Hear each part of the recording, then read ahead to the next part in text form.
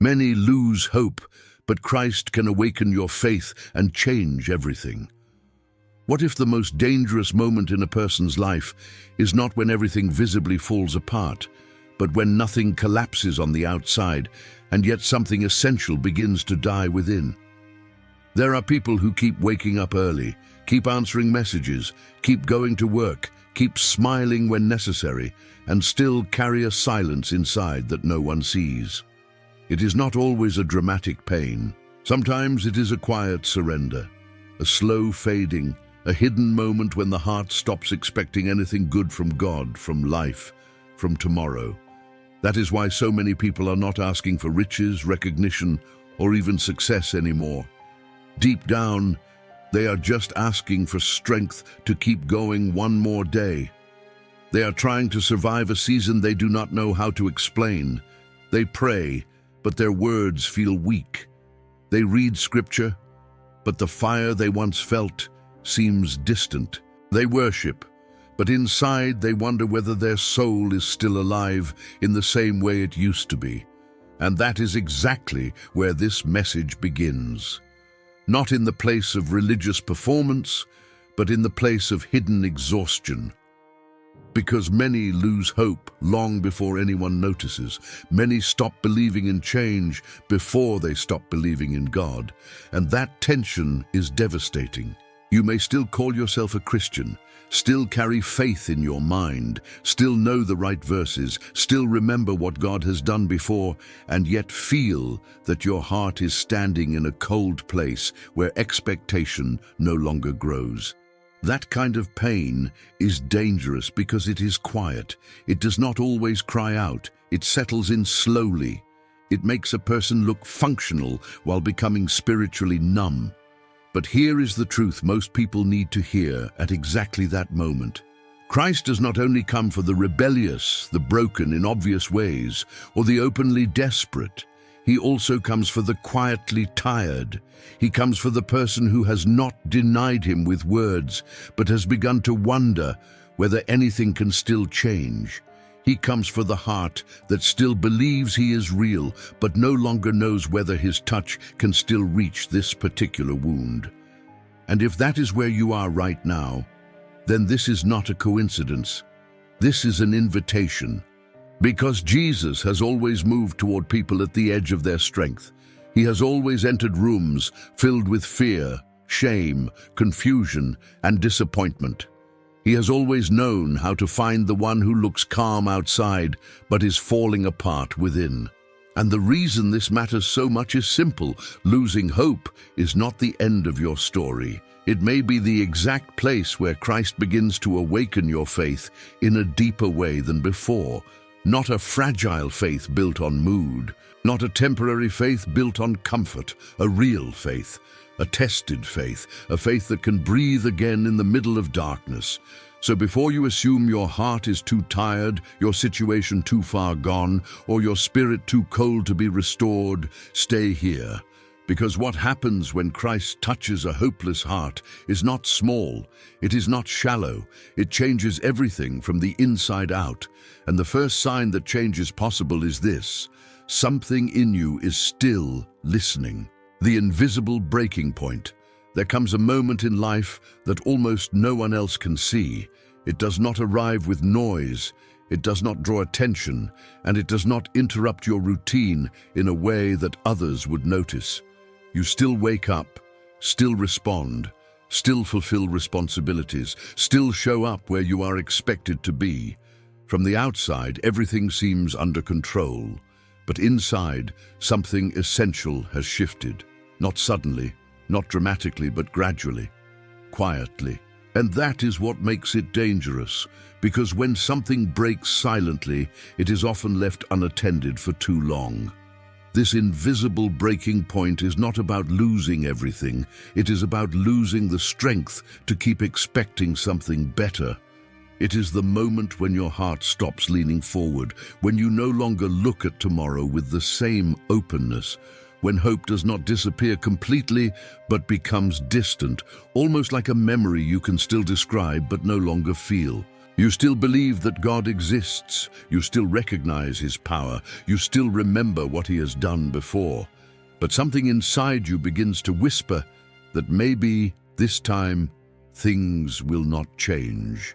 And that whisper does not come all at once. It is built slowly, through days that feel heavier than they should, through prayers that seem to rise but never return with clarity, through waiting that stretches beyond what you thought you could endure, through disappointments that you do not always share with anyone because you do not even know how to explain them.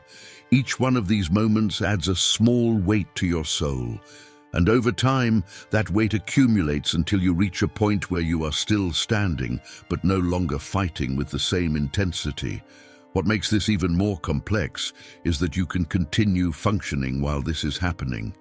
You can still be responsible, still be present, still fulfill your duties. You can laugh at the right moments, say the right words, and appear stable. And yet inside there is a quiet fatigue that no rest seems to fix.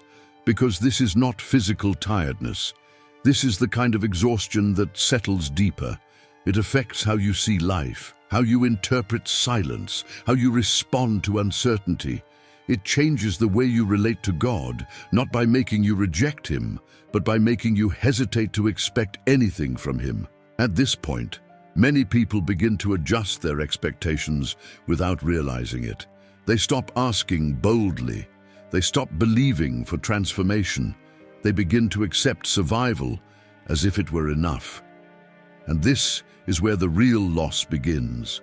Not when faith disappears completely, but when it becomes passive, when it no longer moves, no longer stretches, no longer reaches.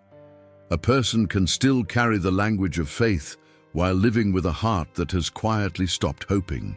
There is also a hidden struggle that comes with this moment. The feeling that you should not be here. The thought that you should be stronger, more consistent, more confident in God. And because of that, instead of bringing this state into the light, many choose to hide it. They continue as if everything is fine, even when something inside is asking for attention. But silence does not heal what it hides. It only allows it to grow unnoticed. The truth is that reaching this invisible breaking point does not mean you are weak. It means you are human. It means you have carried something for longer than you were meant to carry it alone. It means your soul has been stretched in ways that require more than effort to restore. And this is exactly where something important begins to shift. Because God does not ignore what is hidden. He sees what no one else sees. He understands what you cannot fully explain. He knows the exact moment when your strength started to fade, even if you never said it out loud. And the most important thing to understand here is this. This point is not the end. It feels like an ending because your energy is low and your perspective is affected. But in reality, it is a place of exposure. A place where truth surfaces, a place where you are no longer pretending that everything is untouched, and that honesty, even if it is painful, creates space for something real to happen. Because Christ does not begin His work in perfection, He begins it in truth. If your heart has reached this place, if something inside you feels quieter than it used to, heavier than it should be, do not ignore it. Do not rush to fix it with superficial strength. Recognize it, bring it into awareness, because the moment you stop denying where you are is the moment you become able to receive what God is about to do next. When faith becomes a memory instead of a reality, there is a painful difference between remembering faith and actually living in it. At first, that difference is subtle. You still know what to say, still recognize the truths you have always believed, still remember the verses that once strengthened you, still understand what trust in God is supposed to look like. But something has changed. Faith is no longer functioning as a present force in your life. It has become a reference point, a place you once inhabited more fully than you do now. You remember what it felt like to pray with expectation. You remember what it was like to open the Word and feel that something in you was being awakened. You remember the confidence you once had when you believed God could move, guide, restore, and intervene.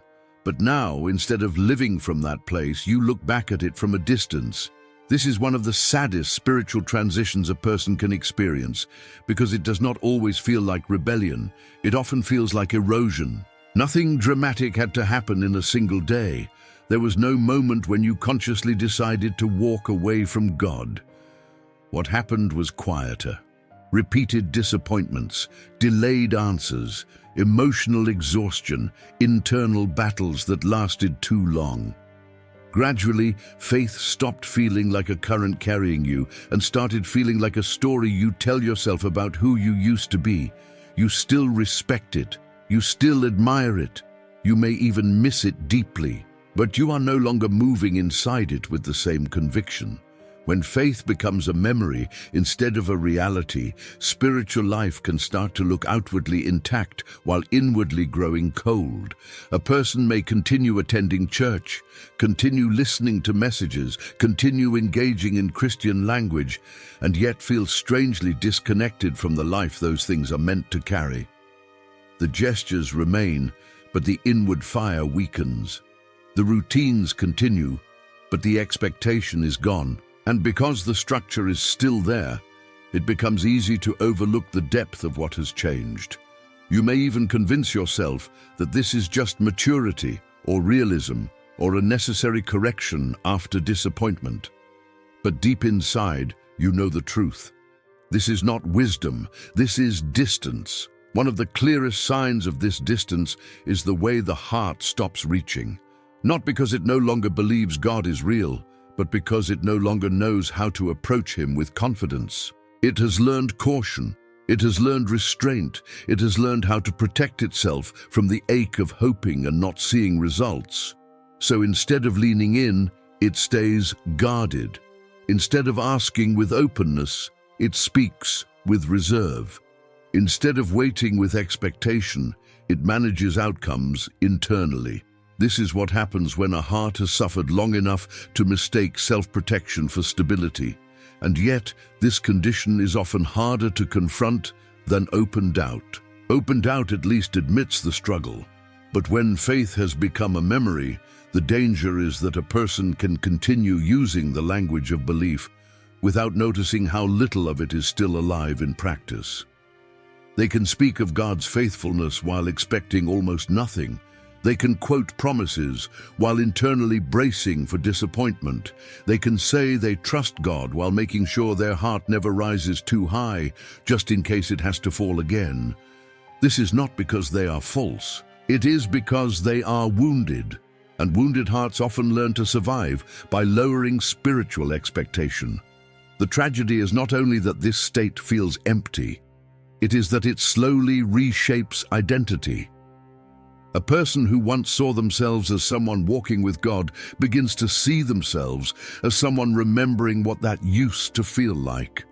And the more that gap widens, the more spiritual life can start to feel performative, even when the desire for something real has not completely died. That desire is important. Even if it feels faint, it matters. Because the pain of missing living faith is itself evidence that the heart has not become completely indifferent. A person who is entirely numb does not grieve what has been lost. The grief itself reveals hunger. The ache itself reveals that something in you still recognizes what is missing.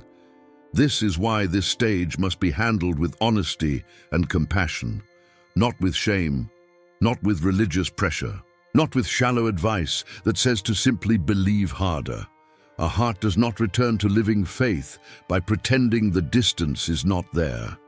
It begins to return when it stops hiding the truth from God, when it admits, without polished language, that faith feels far, that trust feels weakened, that hope feels more remembered than lived. That kind of honesty is not failure. It is often the first real movement back, because Christ is not intimidated by weakened faith. He does not turn away from the person who can no longer manufacture spiritual intensity. He knows how to meet people in places where they feel disconnected, tired, or empty. He knows how to restore what has become distant. He knows how to take what feels like a fading memory and breathe reality back into it. But that process begins when a person stops pretending that memory is enough. There is a reason so many moments in Scripture begin with recognition. Blindness recognized, weakness recognized, need recognized. Healing often starts when truth is no longer avoided, and if faith in your life has started to feel more like something you once had than something you presently live, then this is not a sentence over your future.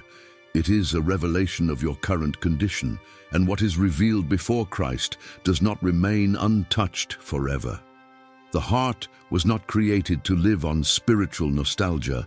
It was not made to survive on old encounters while remaining closed to fresh surrender. God did not call you merely to remember light. He called you to walk in it.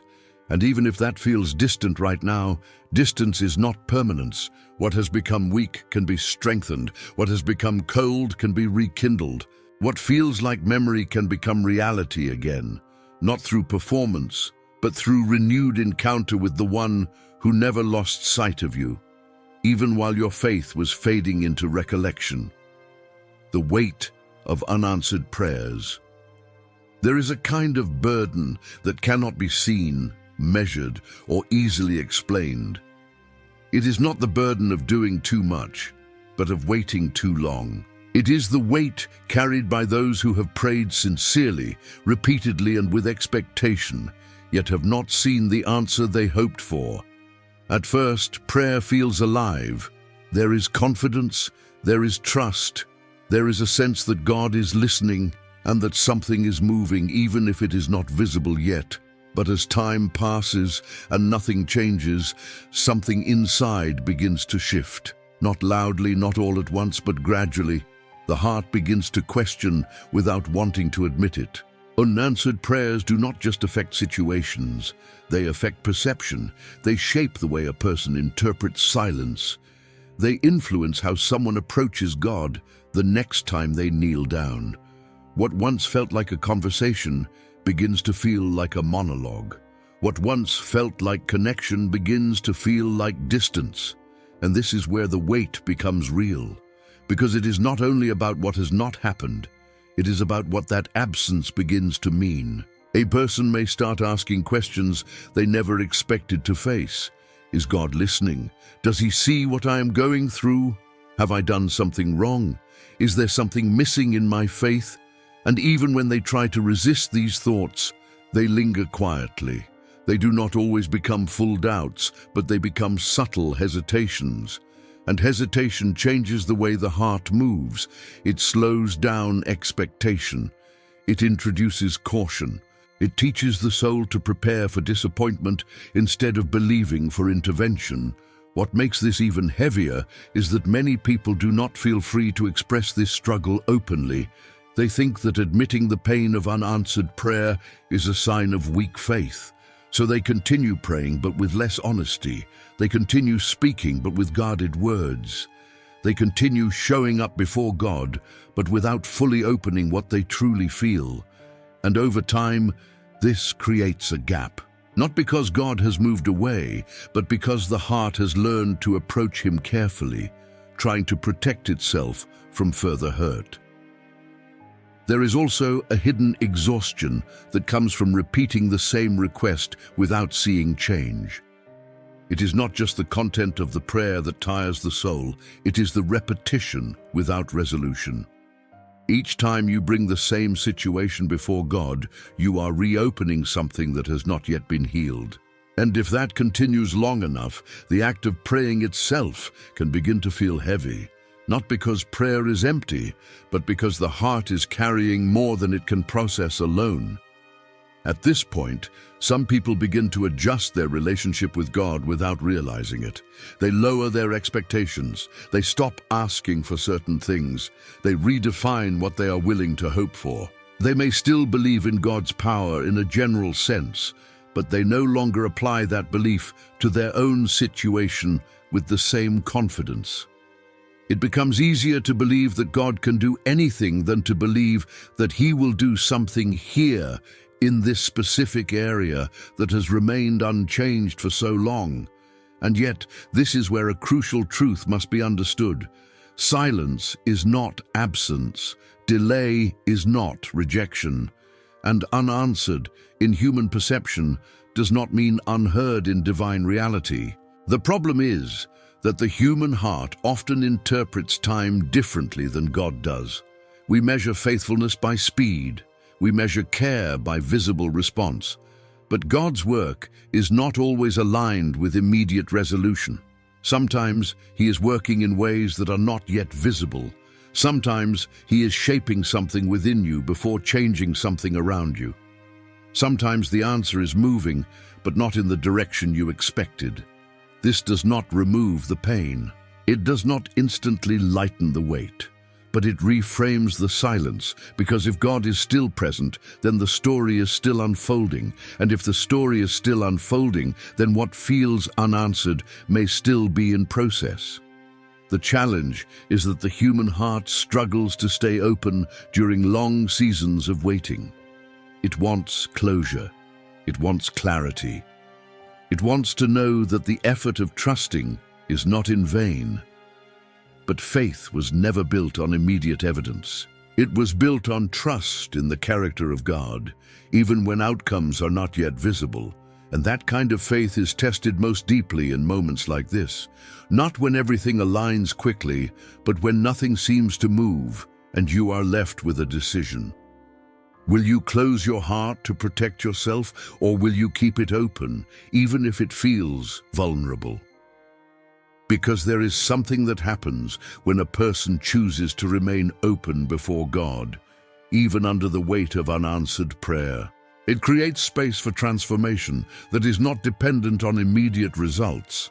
It allows the relationship with God to deepen beyond transactions. It moves faith from being a response to outcomes to being anchored in who God is, regardless of timing. And this is where Christ meets people in a very specific way, not by dismissing their pain, not by rushing their process, but by entering their waiting. He understands what it means to carry unanswered moments. He understands what it means to trust the Father, even when the path ahead includes silence and delay. And because of that, He does not stand distant from your struggle. He stands within it. If you have been carrying prayers that feel unanswered, you are not alone in that place. And more importantly, you are not unseen. The weight you feel is real, but it is not meaningless. It is part of a process that is still unfolding. And while your heart may feel tired, the presence of God has not withdrawn. He is still listening. He is still aware. And what has not yet changed may still be part of something that has not yet been fully revealed. Why the soul grows tired before the body does. There is a kind of exhaustion that sleep cannot fix. You can rest your body, pause your routine, even step away from responsibilities for a moment, and still feel deeply tired. Not physically, but internally. This is the fatigue of the soul. It does not come from doing too much in a single day. It comes from carrying too much for too long without resolution. It builds slowly, often unnoticed, until one day you realize that your strength is no longer what it used to be. Not because your body failed, but because your inner life has been stretched beyond its natural rhythm. The soul grows tired when it is constantly processing tension without relief. When it holds questions that have no clear answers, when it sustains hope in situations that do not change, when it tries to remain strong while silently absorbing disappointment, uncertainty, and emotional weight. Unlike the body, which signals fatigue clearly and demands rest, the soul can continue functioning while slowly draining. You can keep moving forward while something inside you is gradually losing energy, clarity, and desire. This is why many people reach a point where they cannot explain their own tiredness. Nothing dramatic has happened recently. There is no visible crisis in front of them, and yet they feel heavy, unmotivated, distant from the joy they once had. Even simple things begin to feel harder. Decisions feel more complex. prayer feels less natural, it is not because they have lost their discipline, it is because their soul has been carrying an invisible load that has not been released. One of the reasons this happens is that the soul was never designed to carry everything alone. It was created to remain connected, dependent, and sustained by God. When that connection becomes strained, not necessarily broken, but weakened by disappointment, distraction, or prolonged waiting, the soul begins to operate in survival mode. It continues, but without the same source of renewal. It pushes forward, but without being replenished in the same way. And over time, that lack of renewal creates fatigue that cannot be resolved by external rest alone. Another factor is the constant inner dialogue that many people carry. Thoughts that question, analyze, revisit, and rehearse situations repeatedly. The mind keeps turning over the same concerns, trying to find understanding, trying to regain control, trying to anticipate outcomes. And while this process may feel necessary, it consumes energy. It keeps the soul engaged in a cycle that rarely produces peace. Instead of releasing the burden, it keeps it active. Instead of finding resolution, it prolongs tension. There is also the emotional effort of holding yourself together in front of others. Being strong when you do not feel strong. Being composed when you feel uncertain. Responding with stability when internally you are unsettled. This constant effort to maintain external balance while managing internal weight requires energy. And if it continues for too long without space for honesty, the soul begins to feel isolated, even when surrounded by people. What makes this kind of tiredness even more difficult is that it often leads to self-judgment. A person may begin to think that something is wrong with them, that they should be more resilient, more positive, more spiritually consistent. But the issue is not a lack of character, it is a lack of renewal. The soul is not failing. It is signaling that it has been carrying more than it can sustain without restoration. And this is where an important shift needs to happen. The solution is not to demand more from yourself, but to return to the source that was meant to sustain you. Because the soul does not recover by effort alone.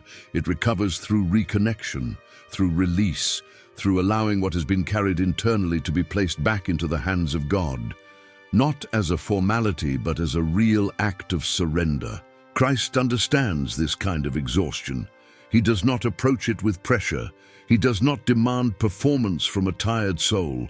He invites rest, not as an escape from reality, but as a return to what is essential. His presence is not another task to complete. It is a place where the soul can finally stop carrying everything alone. A place where the internal weight can be acknowledged without judgment and released without fear. When the soul begins to reconnect in that way, something changes, not instantly in the external situation, but internally. The tension starts to loosen. The constant mental noise begins to quiet. The need to control every outcome starts to soften. And in that space, strength begins to return, not as a sudden surge, but as a steady renewal that rebuilds the inner life over time. If your body has rested but your soul still feels tired, do not ignore that signal. It is not weakness. It is an invitation to stop trying to carry everything with your own strength, an invitation to return to the one who knows exactly how to restore what has been quietly drained. Because the soul was never meant to survive on its own, it was meant to be sustained. And when that connection is restored, even slowly, the kind of tiredness that once felt overwhelming begins to lose its hold. The unexpected way Christ approaches the discouraged. Most people assume that Christ draws near when a person is spiritually strong, emotionally clear, and ready to respond with confidence. They imagine that his presence becomes more accessible when faith is firm, prayer is consistent, and the heart is full of courage. But the Gospels reveal something very different. Christ does not move first toward those who appear impressive. He moves toward those who are wounded, weary, conflicted, and burdened. He approaches people in places where dignity feels fragile, where hope is thinning, where strength is no longer enough. And this matters deeply because discouraged people often believe they are the least qualified to be met by God. Discouragement creates a distorted self-perception.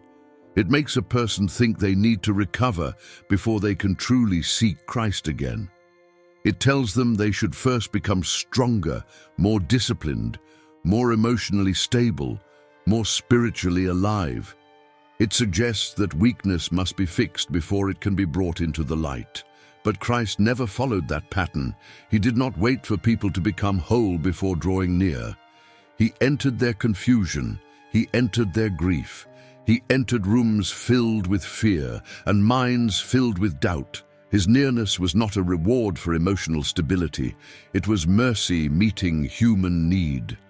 This is one of the most healing truths a discouraged heart can receive.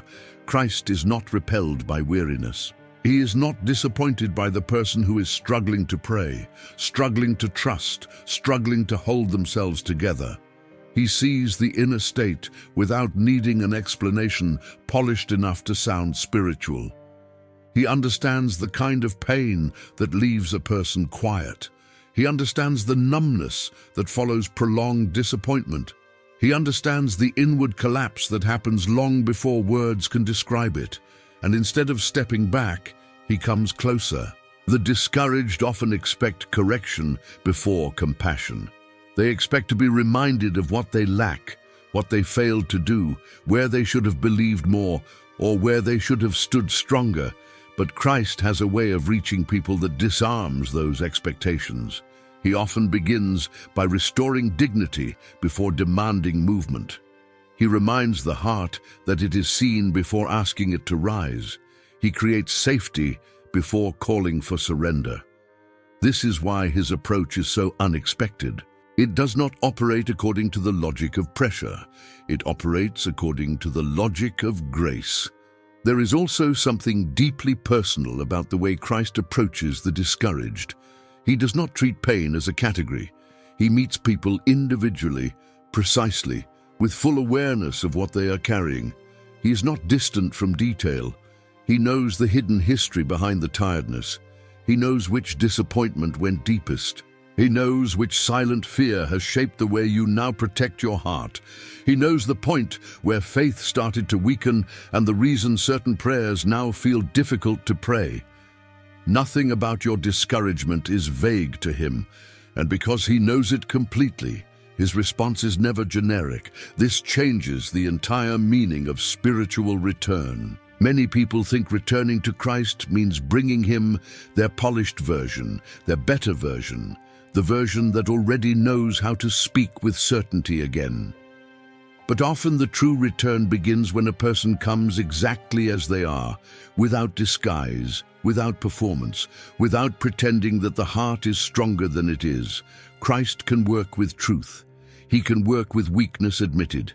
He can work with a sigh that barely forms into prayer. What he does not ask for is a false strength designed to hide need. And this is why discouragement does not disqualify you from divine encounter. In many cases, it places you in the exact condition where encounter becomes possible in a deeper way, not because pain is good in itself, but because pain strips away illusions. It exposes what is real. It shows where self-reliance has reached its limit. It reveals how deeply the soul needs something more than advice, routine, or self-control. When a person reaches that place honestly, Christ is not looking for reasons to keep distance. He is looking for a doorway through which mercy can enter. What often surprises people is that Christ may not begin by changing the external situation. He may begin by changing the way the discouraged heart experiences his presence in the middle of it. He may restore peace before answers. He may restore clarity before solutions. He may restore the ability to breathe spiritually before removing the pressure entirely. This is not lesser help. It is often the deepest kind.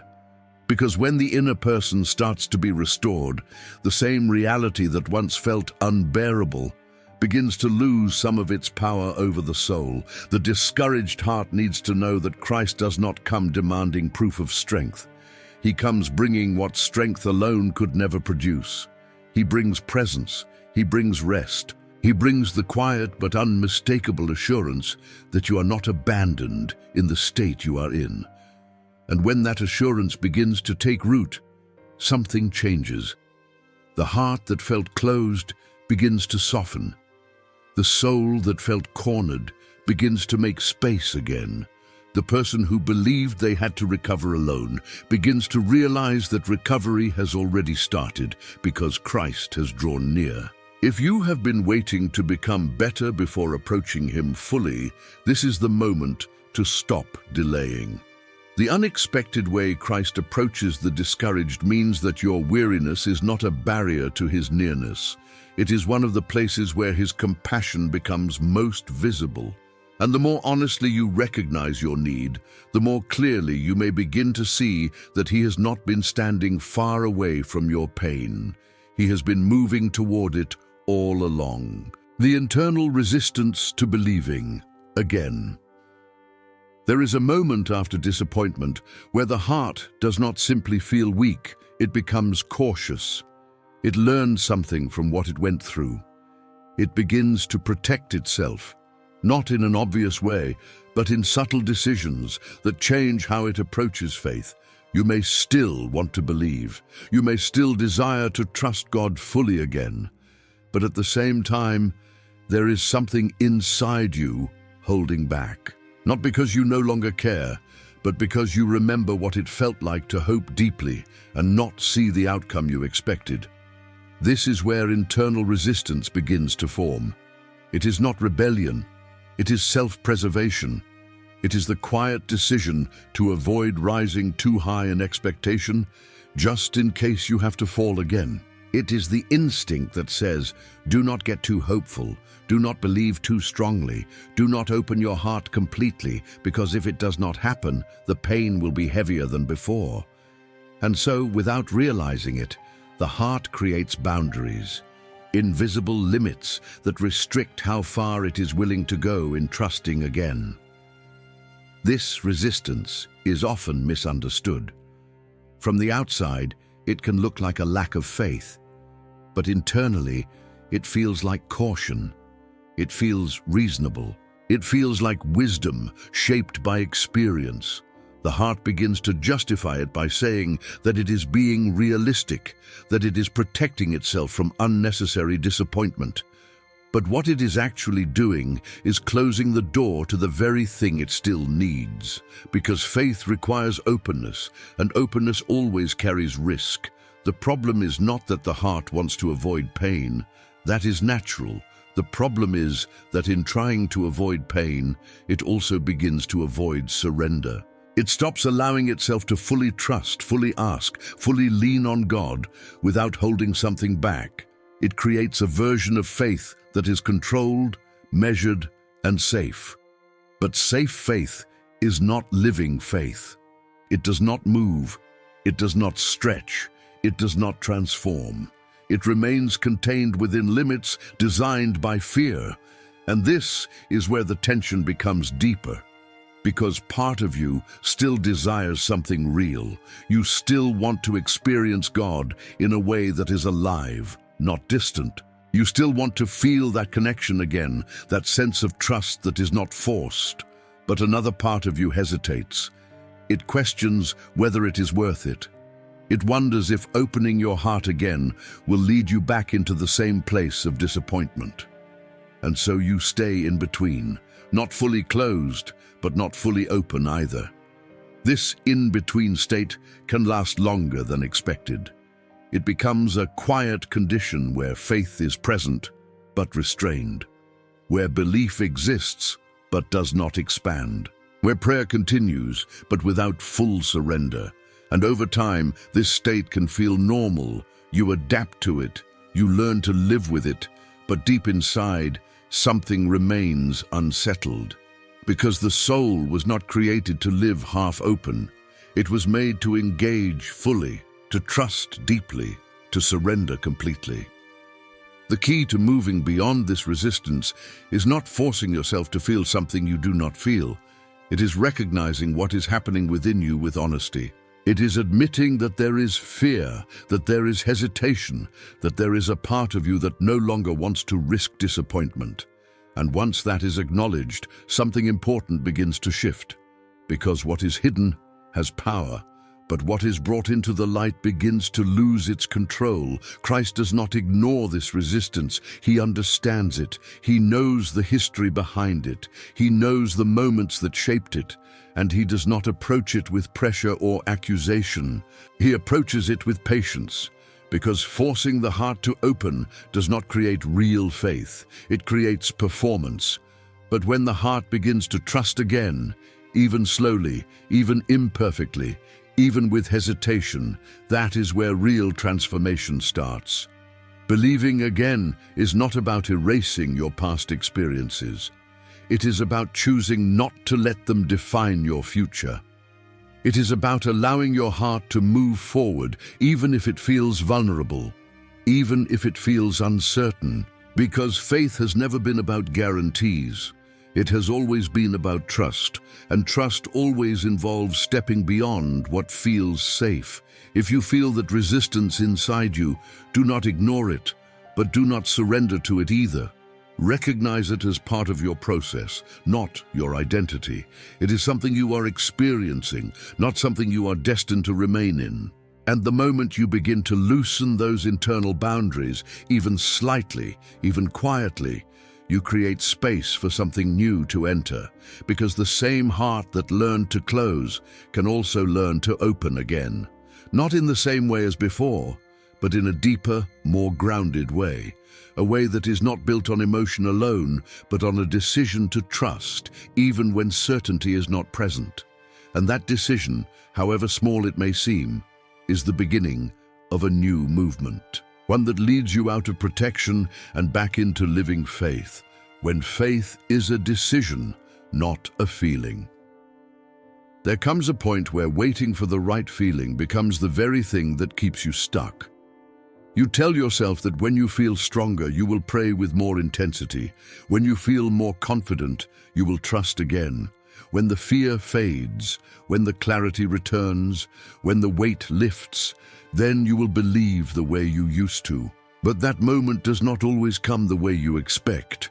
And if faith depends on feeling ready, it may remain suspended for longer than necessary.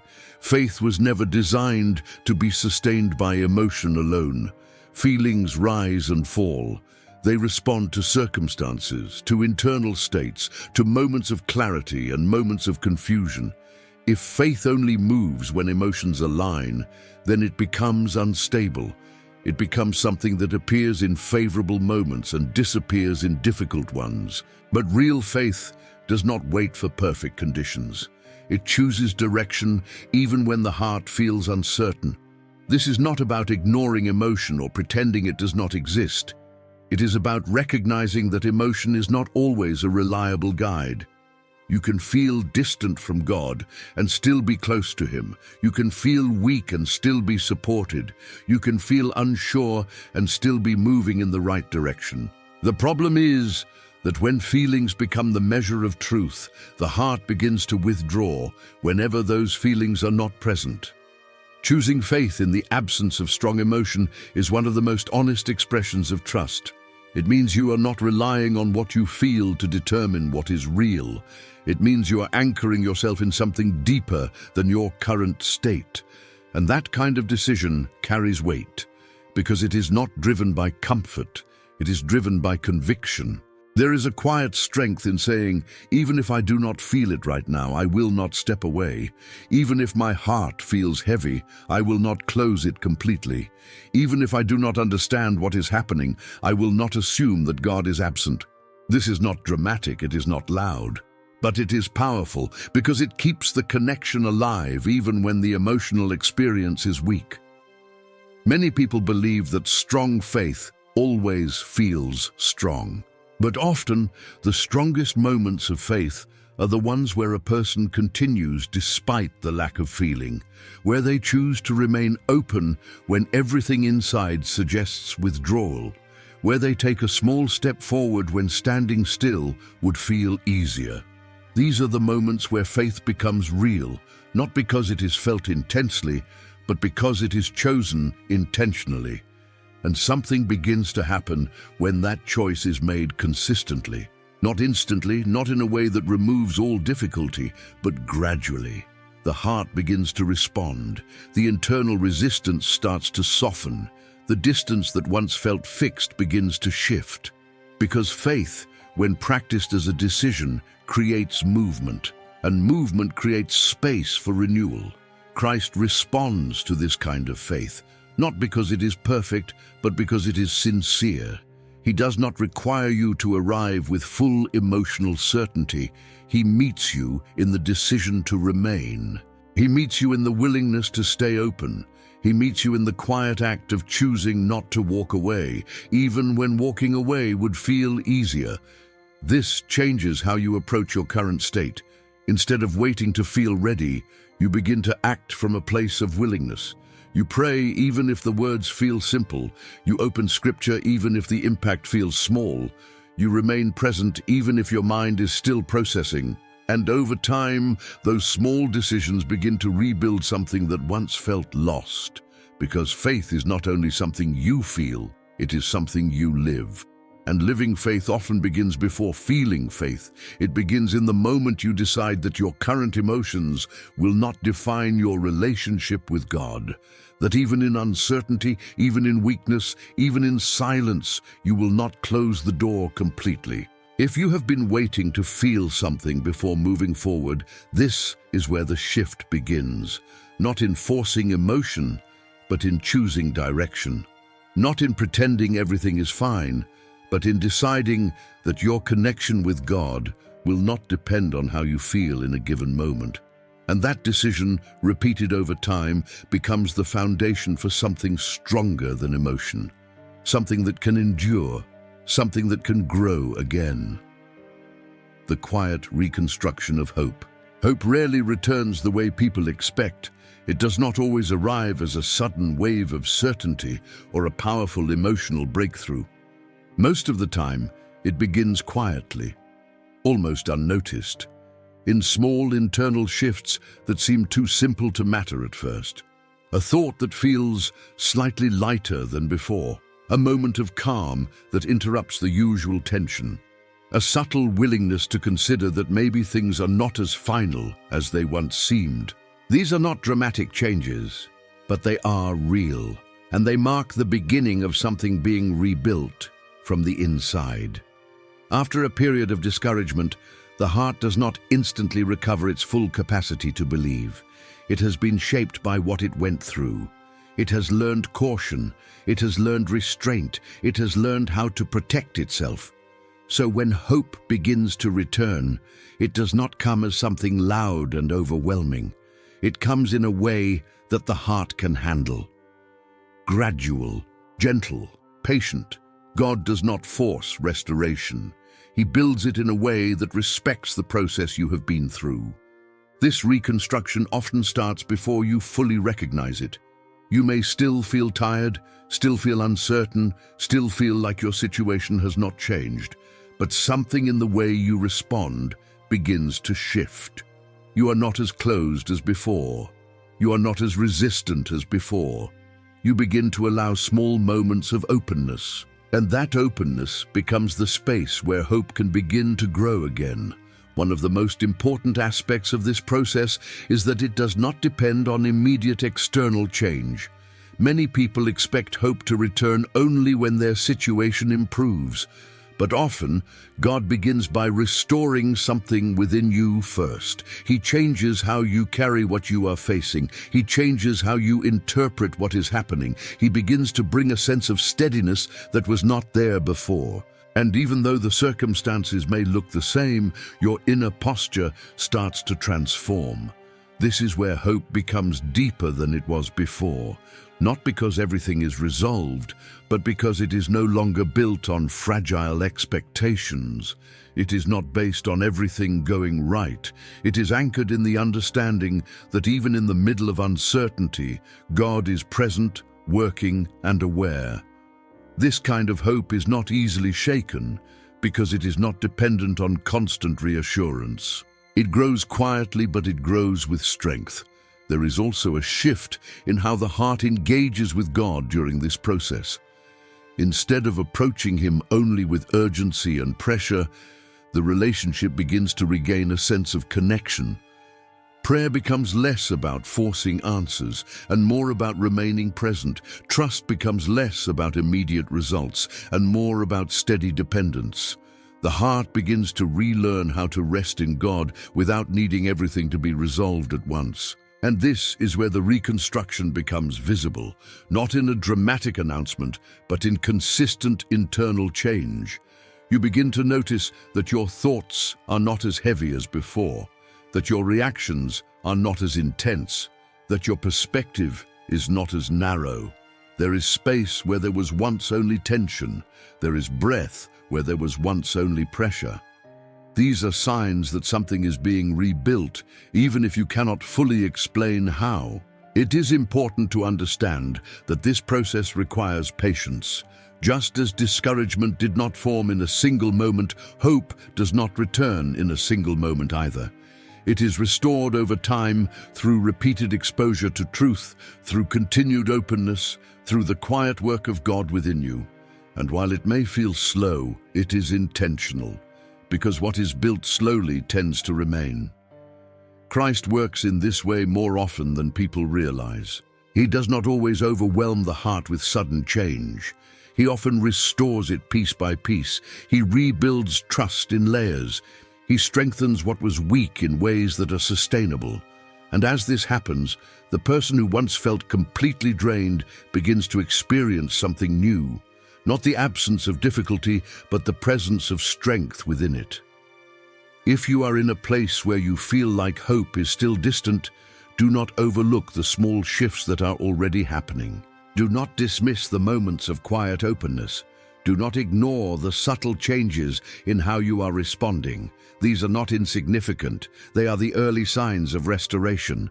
And the more you allow them to remain, the more they grow. Because hope does not need to return all at once to be real. It only needs a place to begin. And once it begins, even quietly, it has the ability to reshape everything from the inside out. Not by force, not by pressure, but by steady, faithful reconstruction that transforms the way you see, the way you feel, and the way you move forward. The moment everything changes, when you choose to believe again. There is a moment that does not always look impressive from the outside, yet it changes everything within. It is not necessarily the moment when the situation resolves, when the prayer is answered, when the pain disappears, or when the path becomes clear. It is the moment when, in the middle of uncertainty, you choose to believe again. Not because every doubt is gone, not because every wound is healed, not because you suddenly feel strong, but because something in you decides that despair will not have the final word. This choice is powerful because it happens where defeat once tried to settle. It rises in the same heart that has known disappointment, fatigue, silence, and delay. It is not the decision of someone untouched by pain. It is the decision of someone who has seen enough darkness to understand what it means to keep going without easy answers. And that is why this moment matters so much. It is not naive optimism. It is not emotional exaggeration. It is faith reawakening in the very place where it once seemed close to disappearing. When a person chooses to believe again, the first thing that changes is not always the world around them. It is the direction of their inner life. Something turns, something opens. Something that had become guarded begins to release its grip. The heart no longer organizes itself around protection alone. It begins to make room for trust again. And that shift, though invisible to many, is enormous. Because once the heart opens, even slightly, it becomes able to receive what fear had been blocking. This is the mystery of spiritual transformation.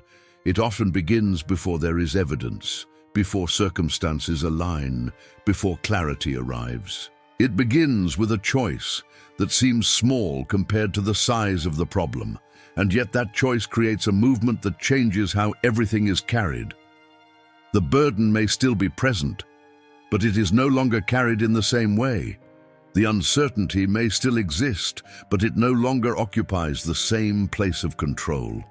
The future may still be unknown, but it no longer feels sealed by hopelessness. Choosing to believe again does not mean denying what has hurt you. It does not mean pretending your struggle was less painful than it was. It does not require you to erase the questions you still carry. What it means is that you stop giving pain the authority to define what is possible. You stop allowing disappointment to dictate the limits of God's action in your life. You stop letting silence convince you that nothing is moving. In that moment, faith does not become the absence of wounds. It becomes the refusal to let wounds become your master. This is where Christ meets the heart with unusual power, because he does not only respond to certainty, he responds to sincere surrender. He responds to the person who says, even with trembling, I will trust you again, even if I do not understand everything. Even if I still feel weak, even if the process is not over. That kind of faith is precious because it is real. It is not built on appearance. It is not strengthened by performance. It is born in truth.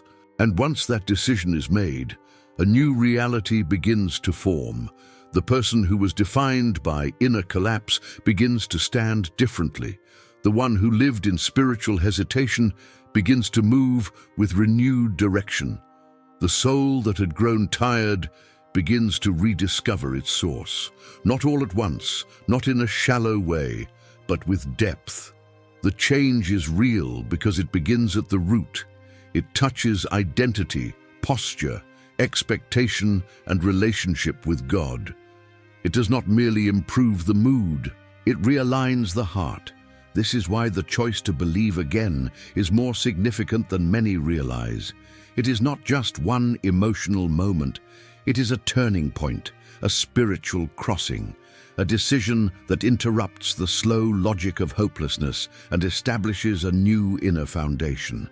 The person may still have battles ahead. They may still need patience. They may still walk through unknown territory, but they are no longer walking as someone who has surrendered internally. They are walking as someone whose faith has begun to live again.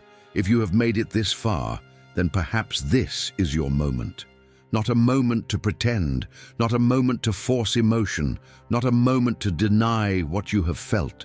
A moment to decide, a moment to say that what has been broken in you will not remain untouched forever. A moment to say that Christ still has access to the places you thought were too cold, too tired, too wounded to respond. A moment to say that even now, in this exact condition, you are willing to believe again. And that is where everything begins to change. Not because you control the outcome, not because the road becomes easy, but because from this point on, hopelessness is no longer the center of your story. Christ is, faith is, the possibility of restoration is. What once looked like an ending becomes the place where a deeper beginning starts to form. And when that happens, the darkness that once felt final begins to lose its voice. Believe again, not because you have seen everything you want to see, but because Christ has not stopped being who he is. Believe again, not because your heart has never been hurt, but because your pain does not have the authority to close your future. Believe again, because one sincere decision of faith made in the middle of weakness can become the very moment that changes everything.